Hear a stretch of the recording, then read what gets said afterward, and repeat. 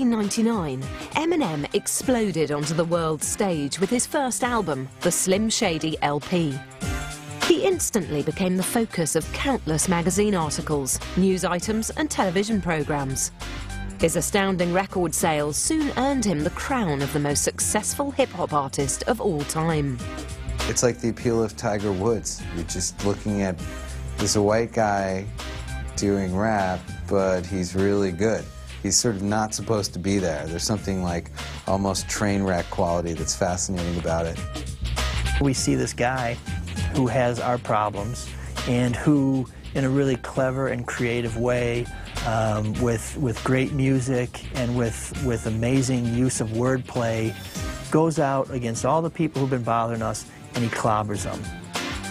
He always used words, for instance, that people don't use. There's so many words that, you know, he picked out of the English dictionary that rhyme and sound a certain way that you just didn't hear in hip-hop.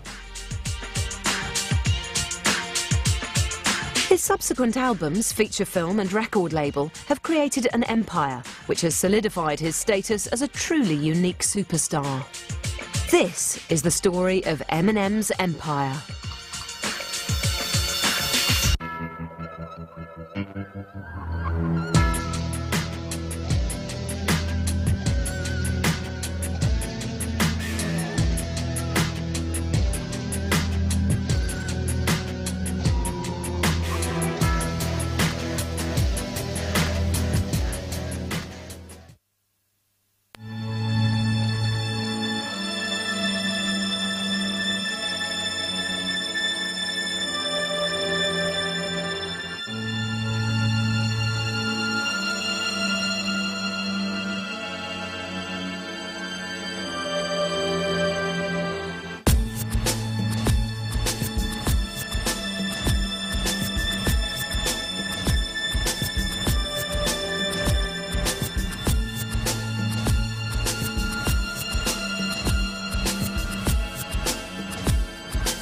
Eminem's rise to superstardom started somewhat inauspiciously in Warren, Michigan, a Detroit suburb with a declining economy and where jobs were becoming scarce. His mom, as far as we know, is very intermittently held jobs, so it was always kind of a rough living. They were either in, Detroit is very sort of racially divided, and they were either in kind of the poor white side of town or oftentimes in the inner city black side of town. For the most part, she was taking him throughout the metro area. He's lived in the suburbs. Some of the suburbs, wherever he lived, would always be in more of a predominantly black area. Even in almost entirely white suburbs, whenever they'd find a place, it would be in more of the minority area. Maybe because it was just more affordable. But certainly that made an impression on him. It was an upbringing where there was a lot of extended family around, grandparents, uncles, and boyfriends. His mother's been married several times, had boyfriends, and it was probably not as stable a household as most kids had, not just because of the coming and going of different people, but because of the constant moving around, sort of the rootlessness, the inability to settle in and really get comfortable in one place. Eminem's family background has become an integral part of the rap star's persona, with his mother becoming the subject of some of his most visceral lyrics. However, the precise nature of their relationship is still very much in debate. Well, Eminem's home life has been much debated, mostly by he and his mom. There's very different versions that were out there, and they were from the beginning. His oeuvre is sort of half of it, well, all of it's based on his life. Half of it is based on his upbringing and his mother, which by his telling was just, she's like a pill-popping, drunk, chain-smoking nightmare, who yelled at him, would take all the money he made in the factory and go play bingo with it, had a different boyfriend every week. He's gone as far to say that she would start dating guys and have them move in to their house or their trailer where they often lived, just to get the furniture. And then she'd sort of break up with them after their furniture was in and kick them out. His relationship with his mother was always very close-knit. His mother was like a wasp watching over the nest, okay?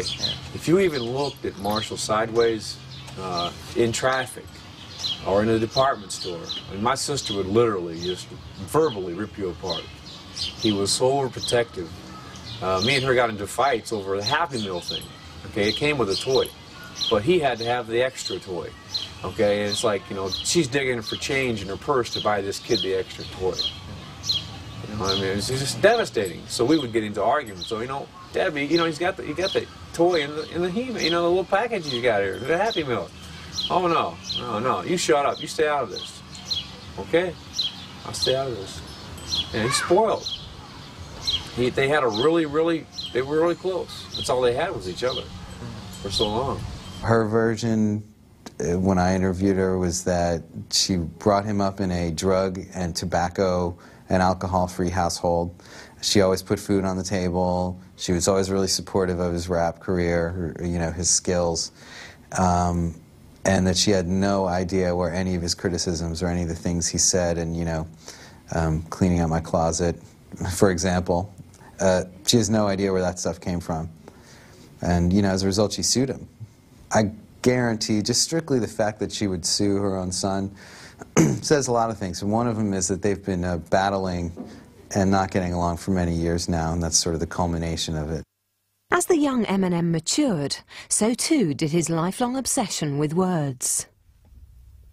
Eminem first started dabbling with hip-hop and with rhymes and with just the whole sort of fledgling rap scene when he was rather young, when he would have been probably just becoming a teenager.